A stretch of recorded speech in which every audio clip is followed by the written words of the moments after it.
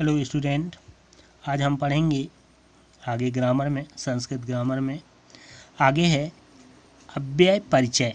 ठीक है, आज हम पढ़ेंगे अव्यय परिचय। अव्ययों के बारे में पढ़ेंगे। लिंग वचन विभक्ति द्वारा अपरिवर्तनीय शब्द अव्ययम। ठीक है, अब अव्यय हम किसको कहेंगे? ठीक है, तो उसके लिए बताया गया है कि लिंग वचन विभक्ति। ठीक है, जैसे लिंग में होता है स्त्रीलिंग, पुल्लिंग, नपुंसकलिंग। ठीक है, वचन में एक वचन, द्विवचन, बहुवचन और विभक्ति जो होते हैं प्रथमा से लेकर सप्तमी तक। ठीक है, इन तीनों स्थिति में लिंग, वचन और विभक्ति, इन तीनों जगह पर अपरिवर्तनीय शब्द। ठीक है, ऐसे शब्द जिसका परिवर्तन नहीं होता, ठीक है, चेंज नहीं होते, वो ज्यों के त्यों हर परिस्थिति में एक सामान्य रहते हैं। ठीक है, उसको हम क्या कहते हैं? अव्ययम। ठीक है, उसको अव्ययम कहा जाता है, मीन्स अवयव कहते हैं। जैसे यहाँ कुछ दिए गए हैं, जैसे पुरा, प्राचीन। ठीक है, तत्र, वहाँ, सत्वरम, शीघ्र, पुनः, फिर, अधः, नीचे, परितः, चारों ओर, उच्च, ऊंचे स्वर से, तथा, वैसा, उस प्रकार, अत्र, इसलिए, सर्वत्र, सब जगह, बहि, बाहर, धिक, धिक्कार, पुरतः, सामने, यदा, जब, तदा, तब, माँ, मत। ठीक है, ये इस तरह से यहाँ पर जो कुछ अवयव दिए हैं, इन अवयवों का संस्कृत के साथ हिंदी अर्थ बताया गया है। ठीक है, कि ये जो अवयव हैं, ये लिंग, वचन और विभक्ति हर परिस्थिति में, तीनों स्थितियों में इनका जो रूप होता है ये एक ही समान होता है। ठीक है, तो इनके अर्थों के साथ इन अवयवों में इनका अर्थ है। जैसे पुरा का मीन्स प्राचीन, तत्र का वहाँ, इस तरह से अभी हमने बताया। ठीक है, तो ये इसके अवयव और अवयव के हृदय अर्थ हिंदी के अर्थ हैं। आगे है प्रत्यय परिचय। ठीक है, अब है प्रत्यय। कत्वा प्रत्यय कर अथवा कर के इत्यादि भवति।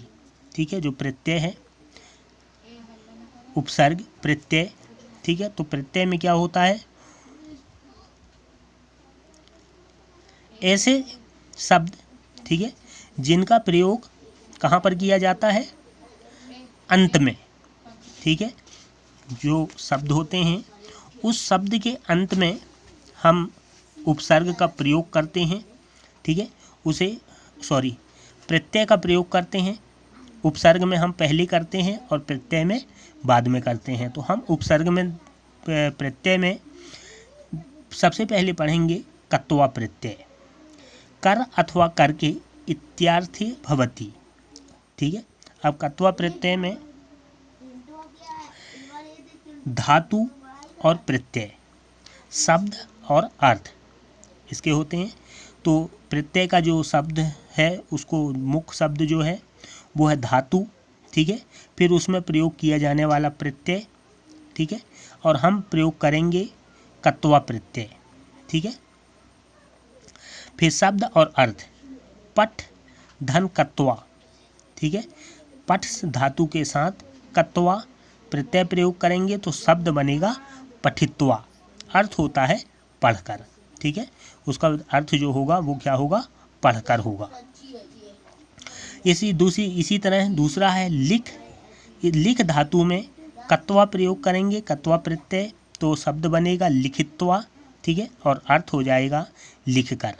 ठीक, फिर भू, धन, कत्वा, भू में हम कत्वा प्रत्यय प्रयोग करेंगे और वो हो जाएगा भूत्वा।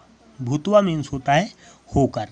ठीक है, फिर है कीड़, धन, कत्वा।